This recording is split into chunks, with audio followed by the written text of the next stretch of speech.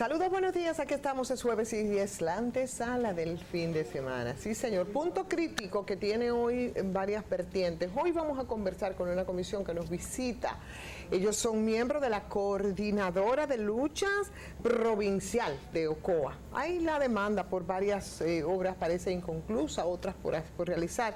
Y bueno, vamos a conversar primero, vamos a conversar conjuntamente con José Manuel Calderón, con Ambiorix Rosario, que son parte de la coordinadora, pero vamos a poner, Leo, por favor, si es tan amable, esta promocioncita para que ustedes sepan de qué se trata y de qué vamos a hablar. Lo hicimos ayer, antes de ayer, vamos a verlo y conversamos con ellos.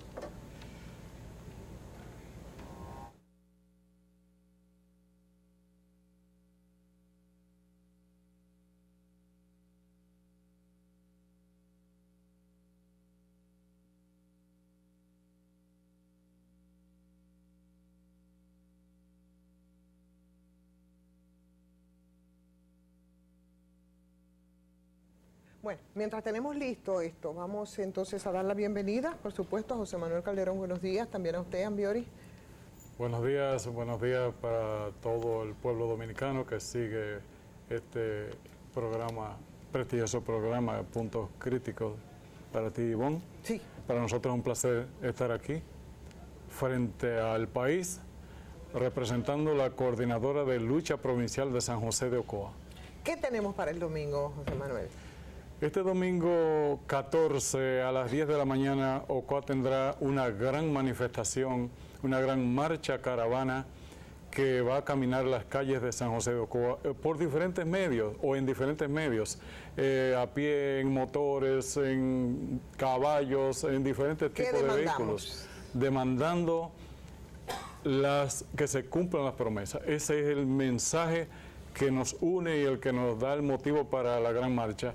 Y entre las promesas que deben cumplirse está la construcción de nuestras principales carreteras que están en el abandono, especialmente unos pequeños kilómetros, unos 14 kilómetros que faltan para completar la comunicación desde San José de Ocoa a salir hasta el Cibao o en Rancho Arriba, que es la parte que falta.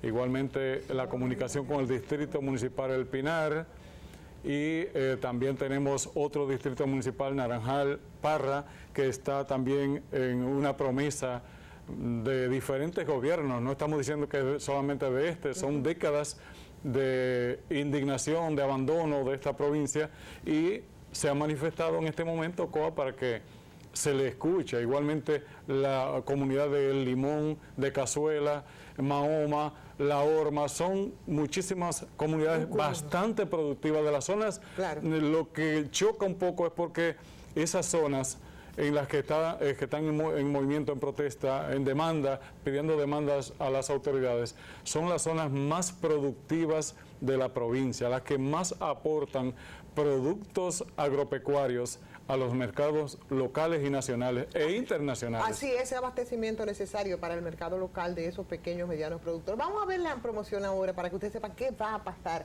el próximo domingo y a qué está invitando la coordinadora provincial. Adelante. Promesas han habido, pero no lo han cumplido. Basta ya de falsas promesas. Queremos soluciones ya. El domingo 14 de agosto, a las 10 de la mañana, súmate a la gran marcha caravana en Ocoa para que las autoridades cumplan con sus promesas a nuestras comunidades. Contaremos con la asistencia de organizaciones comunitarias de toda nuestra provincia. Invita la Coordinadora de Lucha Provincial. Ahí está, ya ustedes conocían porque habíamos pasado la promoción Ambiorix. Se ha producido antes de ustedes ya llamar a esto, que es salir a las calles en una marcha pacífica, ¿no? Suponemos. Sí, claro. Han hecho contacto con las autoridades locales respecto a las demandas y vamos a enumerarlas, además del tema de la carretera, pero también si se trata del asfaltado en el mismo pueblo. ¿Hubo acercamiento con las autoridades que han dicho y que les han prometido? Mira, nosotros, Ivonne, gracias por la oportunidad. Bueno, buenos días al pueblo de San José de Ocoa y del país que nos sintoniza a través de este canal. Nosotros hemos realizado innumerables asambleas en la provincia. Hemos citado, hemos invitado en varias ocasiones a las autoridades de la provincia y hemos hecho esta visita en el Palacio. Nosotros vamos a hacer entrega de un documento del 21 de junio de este año. Estuvimos en el Palacio Nacional solicitando... ¿Quién lo recibió? El consultor jurídico de la presidenta Toliano Peralta, solicitando el estatus real de la carretera. ¿Por qué el estatus real de la carretera? Porque el presidente, antes de las elecciones, hizo un compromiso en Ocoa, específicamente en el municipio de Rancho Arriba, donde se comprometió que el día siguiente de instalarse en el Palacio Nacional, iniciaría la carretera. Posteriormente a eso, hizo alrededor de unas 14 promesas en la provincia de Ocoa y informó a los ocoeños que iba a iniciar el tramo carretera otorgando fechas. Posteriormente a eso, nosotros en calidad de comunicador de la provincia, entrevistamos al ministro de Obras Públicas, donde anunció a la provincia, que fue recibido con júbilo, que en las próximas semanas iniciarían el tramo. ¿De qué hablamos? Estamos hablando del año pasado, creo en marzo del año pasado. Okay. En las próximas semanas, promesa que también fue incumplida. Pero nosotros hicimos varias asambleas, invitando a las autoridades de Ocoa, gobernadores, legisladores, y posteriormente, en febrero pasado, ante la Asamblea Nacional, dirigido al país, los ocoeños nos regocijamos cuando escuchamos al presidente decir que ya estaba resuelta y que ya iban a iniciar la obra. No eso fue un aplauso, todo el ocoeño estaba contento. Promesa que también fue incumplida. En el pasado mes, penúltimo mes, realizaron gobiernos en la provincia. Ahí se anunció para julio el inicio de la carretera. ¿Julio de este año? Sí, de este año. Promesa que también fue incumplida. Hace aproximadamente 26 días, en la comunidad de Baní, el presidente le dijo a la gobernadora, palabras textuales, ya mismo estaremos dando inicio a los trabajos de la carretera. Promesa que también fue incumplida. La gobernadora provincial. Sí, le informó a la gobernadora, que fue una noticia también en la provincia. Resaltar que nosotros estamos acá y en la actividad del próximo domingo 14 a las 10 de la mañana en la escalinata de nuestro ayuntamiento municipal, estamos reclamando las obras que ya fueron prometidas, que han otorgado fechas. Por ejemplo, entre otros casos, nuestro coordinador de lucha provincial, en calidad de miembro y coordinador del Comité Pro Carretera de la Zona Alta del Pinal, estuvieron en el Ministerio de Obras Públicas, allá con la diputada de la provincia de Ocoa, Yara Encarnación, con el alcalde Aneudio Ortiz Agión, en 2 ruedas de prensa diferentes, anunciaron 380 millones de pesos para el inicio de esa obra y mandaron los equipos, o sea, informaron al país y a los ocoeños que era de manera inmediata. 2 días después retiraron los equipos. También en el distrito... ¿No le dieron ninguna explicación de por qué los retiraron? No, absolutamente. Simplemente los retiraron. También en el distrito municipal, el Naranjal Parra, se anunció con bombos y platillos una inversión para la carretera que ya tiene más del 70% de la administración anterior realizada. Se anunció que ya no hacía falta recursos para eso, incluyendo el contratista. Juan Santiago, de la compañía Peyton, anunciaron que por recursos no se pararían y tienen alrededor ya de 4 meses con la obra paralizada. O sea, que está paralizados los trabajos, que todo se ha quedado en promesa, que han llevado maquinaria. ¿De qué estamos hablando? De un tramo, decía usted, José Manuel, ¿un tramo de cuántos kilómetros? ¿Qué es lo que faltaría para completar? En el caso del corredor Padre Luis José Quinn, que enlaza las 2 regiones, el Cibao con el sur, estamos hablando de 12 kilómetros. Eso es una chilada. Que es prácticamente insignificante para una inversión del Estado Dominicano. Es importante de ese señalamiento de la zona alta o del distrito municipal del Pinar, que en ese encuentro que sostuvimos, una amplia delegación de ese movimiento, en el despacho del ministro de Obras Públicas de Línea de Ascensión, ahí al salir cada uno hace una declaración de prensa en la que anuncia que ya el problema está resuelto, que va a comenzar la obra o se va a reiniciar, se habla de millones y que los equipos estarían en la zona llegando en el momento. Nos asegura. Después nos dimos cuenta que los equipos pesados que estaban ahí y que nos presentaron en la fotografía llegando al distrito del Pinar fueron los equipos de la zona del Naranjal, de otro distrito que estaban ahí para trabajar y los llevaron allá. algo que riñe con la ética, cómo se manejan estas autoridades. La comunidad se siente burlada. Y la comunidad entonces lo que hizo fue que se indignó y tratamos de coincidir con las otras zonas en lucha que reclamaban la misma demanda, y por eso se constituye la coordinadora de lucha provincial, que hay que reiterar que el domingo 14, este domingo 14 a las 10 de la mañana, los barrios, los sectores de la población del municipio cabecera, de los 3 municipios, todos los distritos municipales de toda la comunidad, habrá grandes representaciones en todos los sentidos. La gente va a estar apoyando esta gran manifestación, porque la indignación no comenzó ahora, pero ahora, con la actitud de las autoridades, es cuando la gente ha decidido marchar junto con nosotros. Y es bueno, Ivonne, permiso, cómo no. Es bueno que la gente entienda que esta manifestación del domingo es el inicio de un plan de lucha que seguirá hacia adelante de acuerdo a la reacción de las autoridades. Solo ellos detienen esto. Claro.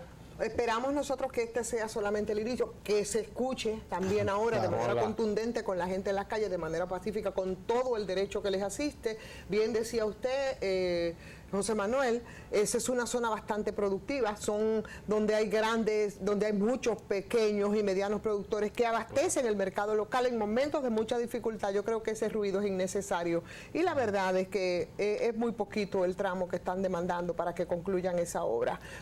Y muchos de esos productos, los principales productos que vienen de esa zona donde los caminos están deteriorados por completo, le hacen daño al país cuando llegan a los mercados internacionales, porque debían llegar de mejor calidad, y precisamente por el maltrato en el trayecto, muchos se deterioran, y por eso afectan hasta la economía y el prestigio del país. Claro. Bueno, Amber, y le vamos a estar dando seguimiento a través de Punto Crítico, a través de otros espacios también en los que participamos. Yo creo que el acompañamiento a la comunidad en demanda justa es parte también de nuestra responsabilidad. Así es que muchísimas gracias, me honra tenerlos a ustedes aquí, y vamos a darle seguimiento a este caso. Nos dejan saber cómo fluye todo después de esa expresión, ¿no? Y de esa manifestación del próximo domingo. Nosotros aquí estamos a la orden de todos ustedes y de toda la comunidad. Ahora vamos a la pausa. Gracias. Tenemos que hablar de salud mental, así lo hacemos cada jueves, y hay casos muy específicos que nos gustaría analizar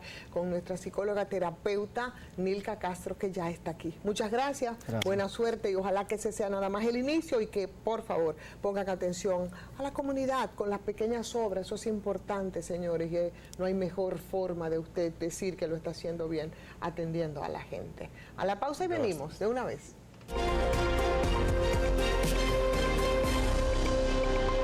Ya estamos con Nilka Castro, como cada jueves, vamos a hablar de salud mental, y siempre tenemos, y es tan lamentable, tenemos casos como que presentar que ocurren, ya no más con la contabilidad, con las estadísticas de mujeres maltratadas. El caso de esta semana, Nilka, yo creo que ayer fue tendencia, que fue del actor, de la niña adolescente, de la denuncia que se hizo. La madre. De la madre, de acoso, ¿verdad? De acoso, evidentemente, documentado, y denunciado después que no funcionó el Ministerio Público. En este caso yo pienso que hubo suerte, o que hubo una orientación de la madre para que esa niña pudiera identificar, ¿no?, las amenazas o el peligro de depredadores sexuales, porque eso hay que decirlo, cuando se acosa es porque se va en camino a la depredación sexual. Claro. Ese es el caso que nosotros tenemos. A mucha gente lo ha consternado, pero yo creo que lo importante, nos deja una lección en el caso de Andrés Castillo, así se llama el actor, en el sentido de que hay que orientar en este caso. Pero ¿y las madres que no tienen las herramientas para orientar?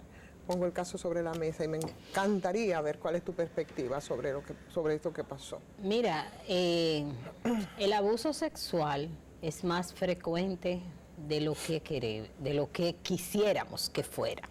Se dice en las estadísticas que 1 de cada 5 mujeres tiene las experiencias de abuso, y que en el 90% la persona que la abusa es una persona conocida.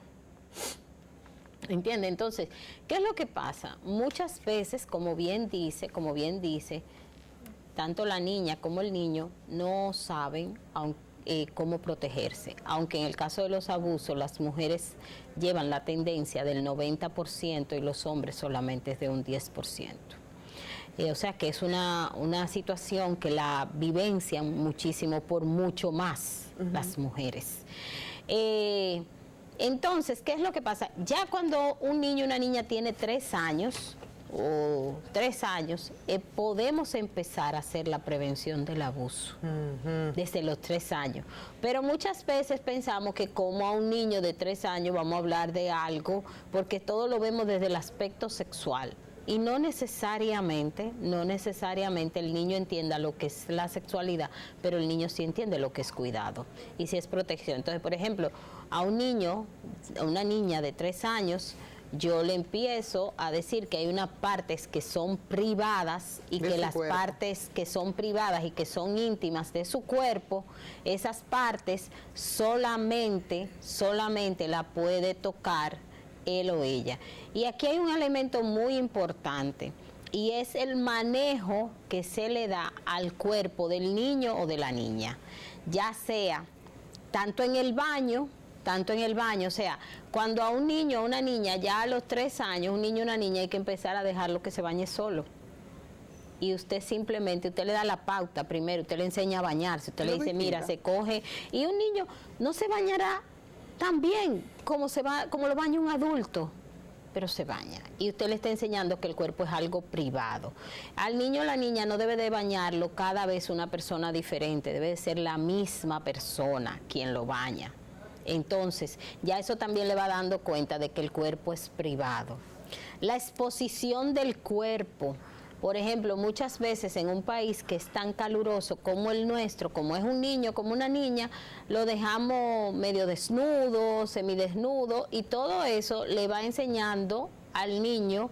No es que el cuerpo tenga que estar tapado, pero el tema es que le vamos enseñando al niño que el cuerpo puede estar descubierto. Entonces el niño después no va a saber cómo delimitar, porque su proceso cognitivo no está tan desarrollado para él poder entender cuándo es que puede estar desnudo y cuándo es que puede estar vestido.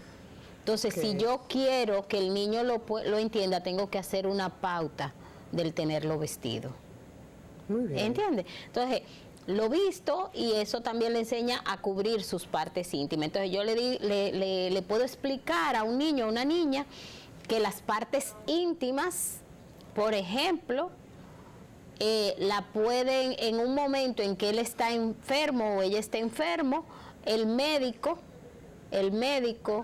puede verlas por un tema de salud.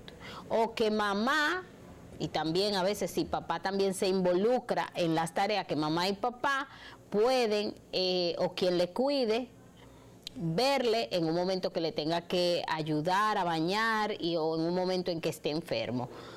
Hay algo muy importante, cuando usted va a bañar a un niño o lo va a cuidar por una situación de salud, usted no puede ir a desnudar al niño sin avisárselo. Es bueno decirle al niño, mira, tú me permites, por favor, que en este momento yo te quite la ropa porque necesito ayudarte a bañar. El día de hoy yo te voy a bañar para que tú quedes mejor, para que tú quedes más limpio. O hoy tú tienes una situación de salud y por eso, siempre como pidiéndole un permiso al niño, que permita que el niño entienda que él debe de dar, o la niña, que debe de dar su consentimiento. Estas son pautas muy importantes que la gente debe saber. ¿Entiendes? Entonces, así, y uno le dice, mira, si alguien en algún momento intenta ponerte la mano en tus partes íntimas de ese lugar, tú debes salir y tú debes de decirle que no. Y uno le enseña a decir que no con el dedito, a decir que no con la boca,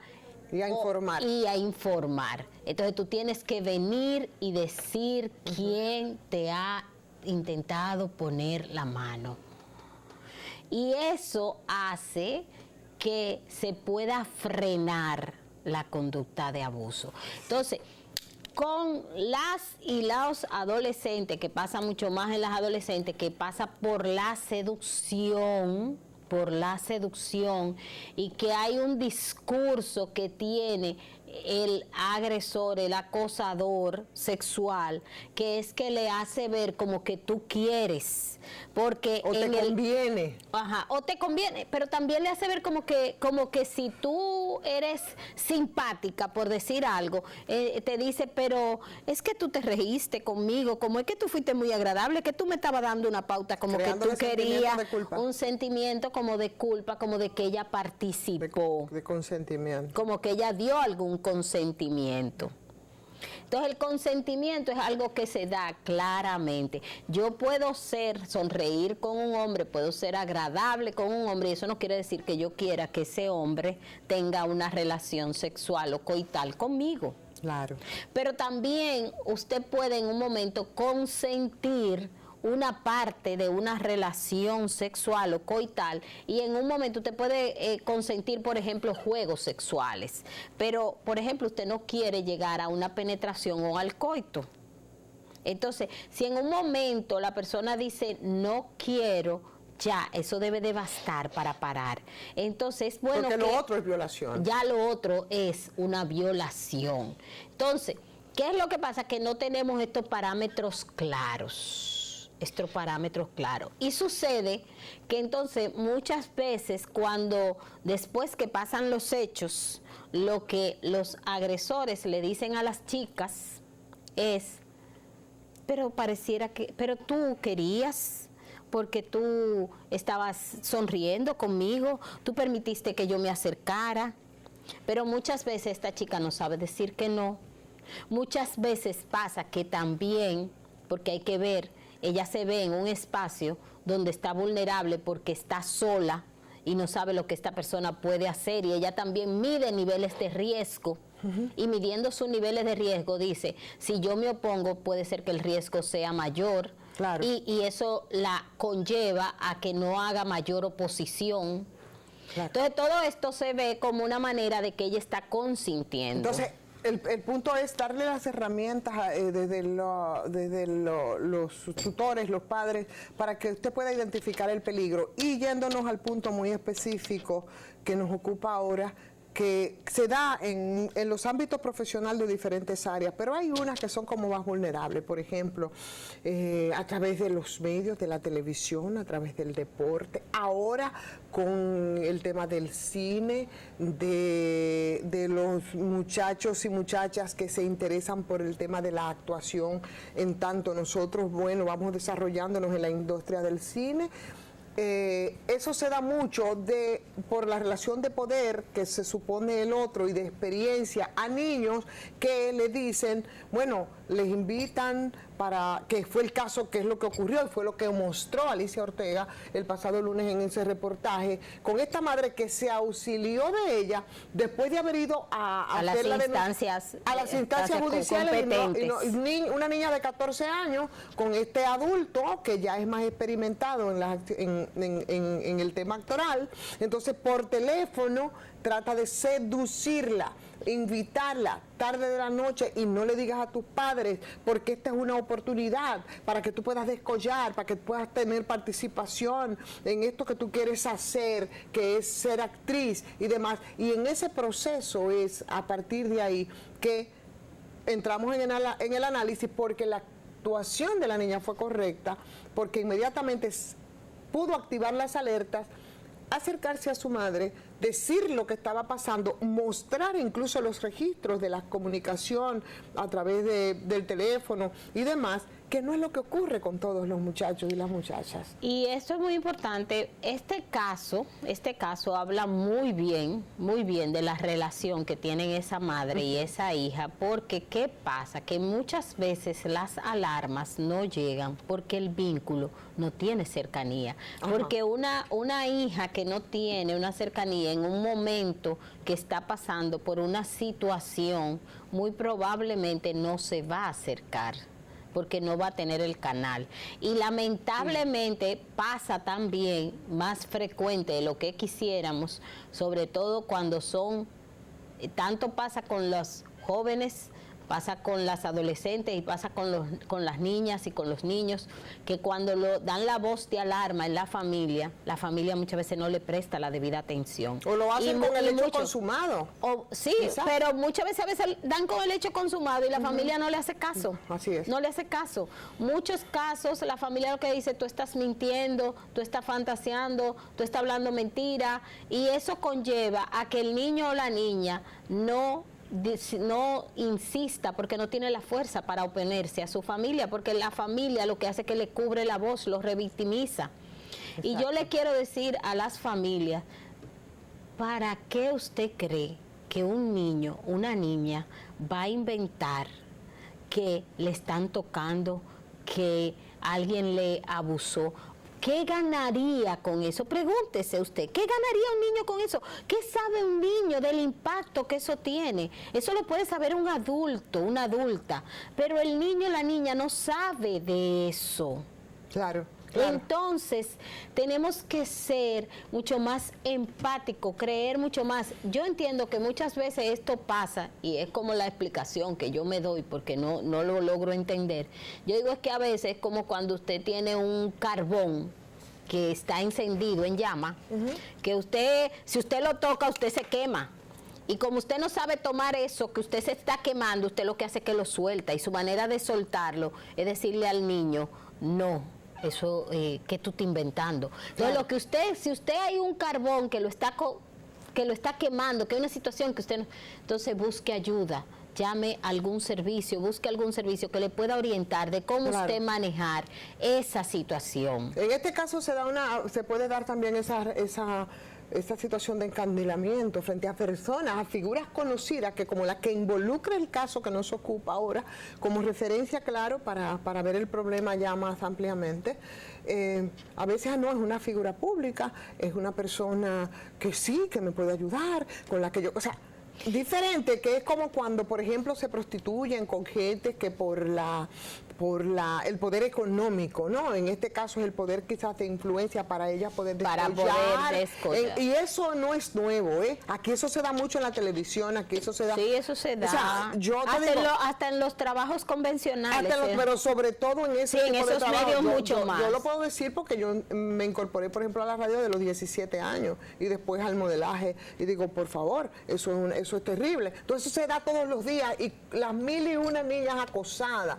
A mí lo que me gustaría es ese mensaje a los padres, pero también a las autoridades cuando se hacen ese tipo de denuncias. ¿Por qué después de 3 meses que la niña alerta, y eso es importante, y la mamá entonces se pone a acumular pruebas, grabando conversaciones que después hacía este presunto depredador, ¿no? Con esa niña, grabarlas todas, la seducción o el acoso, y no actúan?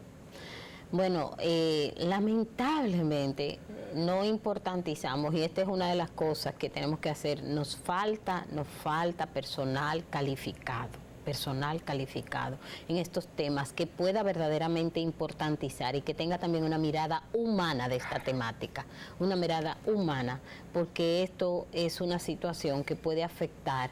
Un abuso sexual deja a una persona como una casa que no tiene puerta ni ventana, la deja desprovista. Y uno no puede, yo que le puedo decir que he visto muchas mujeres vivir la experiencia de abuso y de violaciones y de abusos sexuales, cómo eso la afecta en su manera de relacionarse, en su proyección profesional, como en su seguridad, en su valía, en su autoestima. En todos estos aspectos, esto la deja a veces muy vulnerable. Entonces, esto no es un pequeño caso. O sea, una violencia desde que es sexual ya no tiene categoría de leve. Claro. Ya no tiene categoría de leve, aunque sea un solo hecho. Porque el efecto que puede tener, aunque sea un solo hecho, puede ser devastador. Entonces, las familias tienen que aprender a que la sexualidad no es un tema tabú. Este es un tema del que no se quiere hablar. Y la sexualidad no significa de que estamos estimulando las relaciones coitales.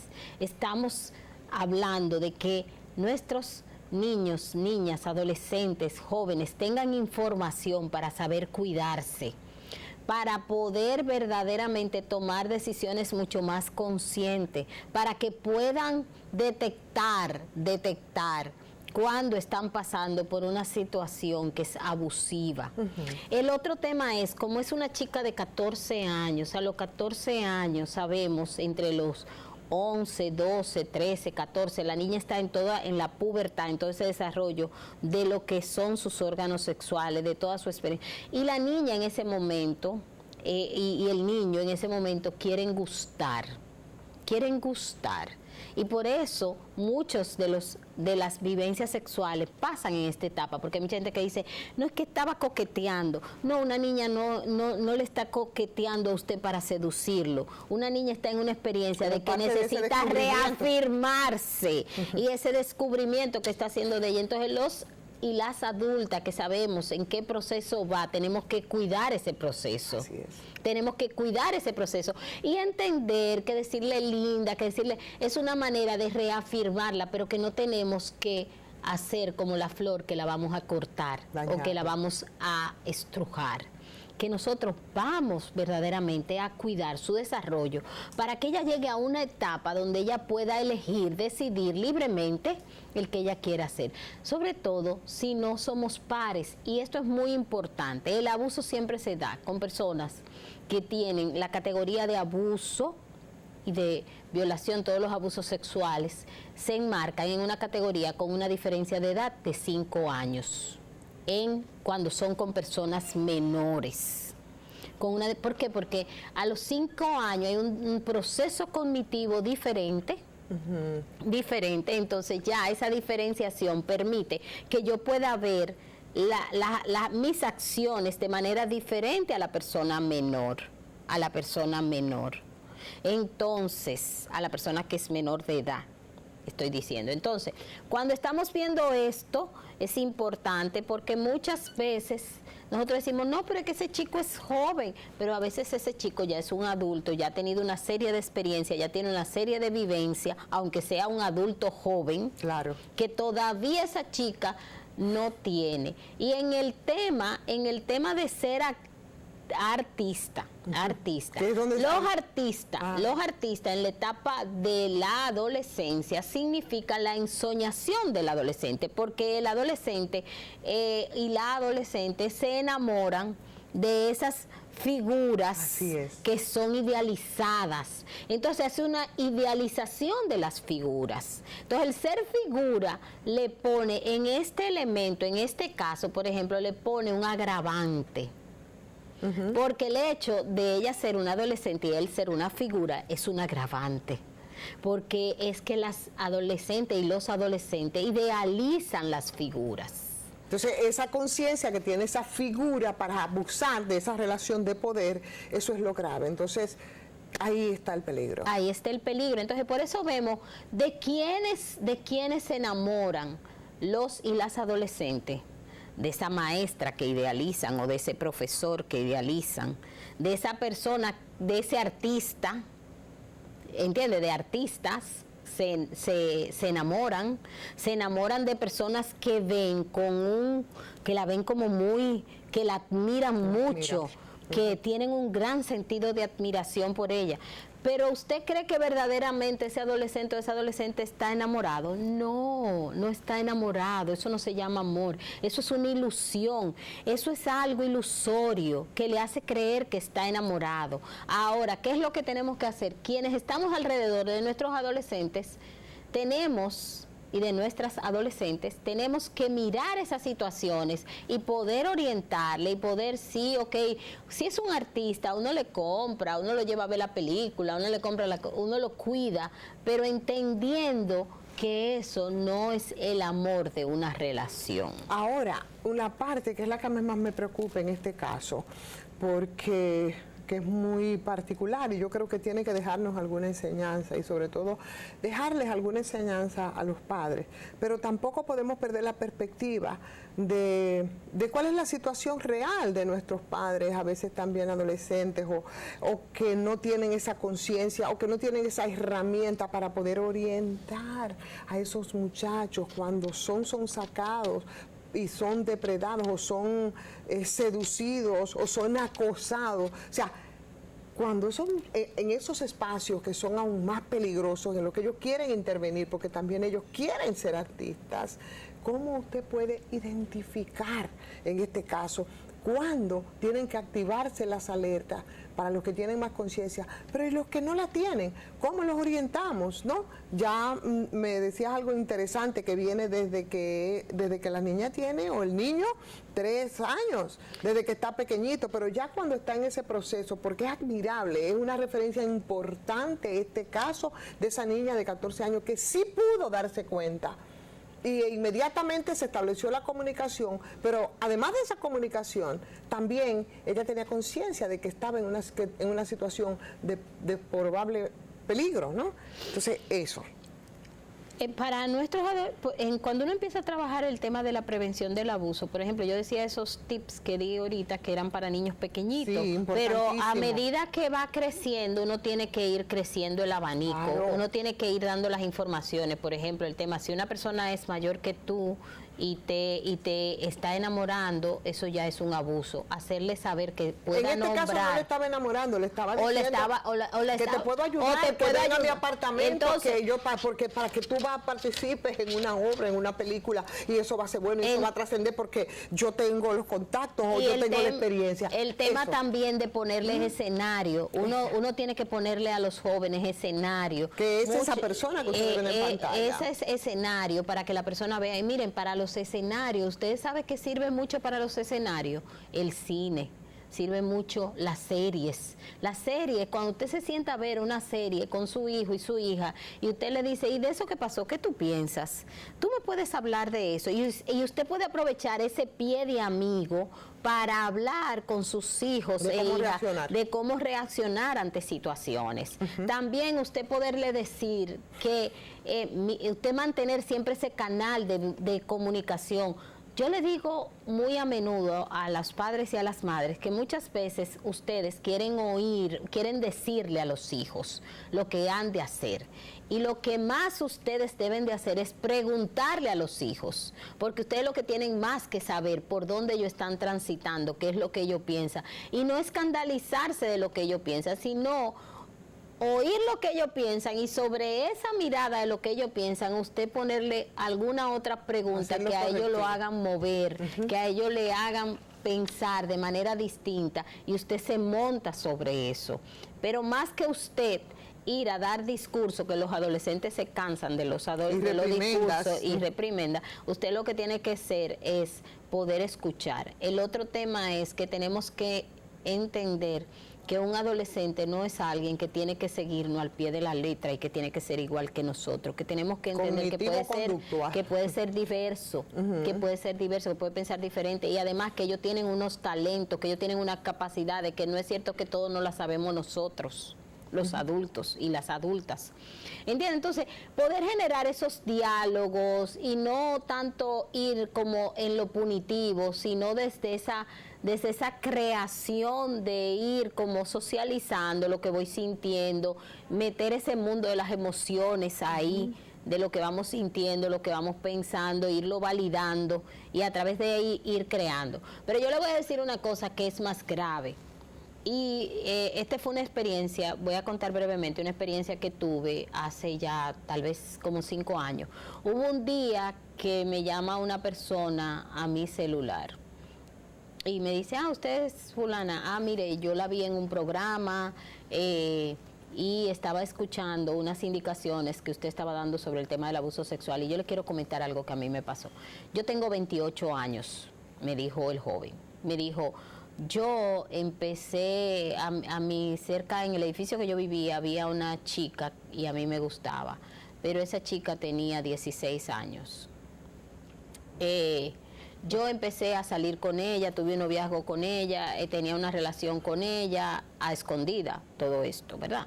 Empezamos a tener relaciones sexuales y ella sale embarazada. Oh, mi Dios. Y cuando ella sale embarazada, la familia me llama y a mí me ponen una denuncia. Y entonces él me dice, mire, yo soy un profesional joven, yo soy un chico que tengo cierta posición, que tengo y que profesionalmente me he destacado. Y entonces él me hizo esta aseveración. Y yo, de verdad, que yo le dije, pues estamos bien mal en este país. Cuando lo que él me dijo, yo no sabía que eso era un delito. Un profesional destacado. Un profesional. Joven destacado. Un joven de 28 años que era un profesional y él me dijo, yo no sabía que eso era un delito. Y entonces yo le dije, pues mire, usted está metido en mal charco. En mal charco. Y él me dijo, no, yo estoy dispuesto hasta casarme porque yo no puedo ir preso, porque eso... Y yo entonces, que lamentablemente, gracias a Dios, ya eso sabemos, ¿verdad? Que las menores, hay una ley para que no puedan contraer matrimonio, que tenemos gracias a Dios, sí. Pero que en ese Porque entendían que con eso en ya ese momento no existía ese marco regulatorio. Y entonces él me dijo, yo, mire, porque es que yo no puedo, porque solamente de yo pensarme, y él estaba muy asustado, él estaba muy mal, y él me dijo, de verdad, yo se lo digo, mire, yo no lo sabía. Entonces, cuando ese joven me dijo eso, yo le dije, pero en tanto, usted nunca oyó eso, usted no ha oído el dicho que dicen que son hijas del fiscal, usted no ha oído el dicho, digo, tantos dichos y tantos comentarios que se hacen. Y él me dijo, no, de verdad que no lo sabía. Entonces, eso nos llama a una alta reflexión, de también de lo que tenemos que entregar en nuestro proceso educativo, porque no puede ser que un joven llegue a esta edad sin saber esa información. Y lo otro es el que no es solamente el tema de que el acoso, la seducción y en el rango de edad es un delito, sino de cómo esas conductas sexualizadas que muchas veces utilizan los hombres para tener sus como recurso, o sea, el seducir como recurso para obtener lo que quieren, tienen que entender que en algún momento tienen que respetar la voz de quien dice no, la voz de quien dice para, la voz de quien se mueve, porque hay muchas maneras de decir no quiero. ¿Entiende? Entonces, que no significa que porque usted tiene una erección o porque usted tiene un deseo, usted tiene que concluir un acto. Que usted tiene que saber, también esos chicos tienen que saber cómo manejar cuando están erectos, cuando tienen un deseo y cuando quieren.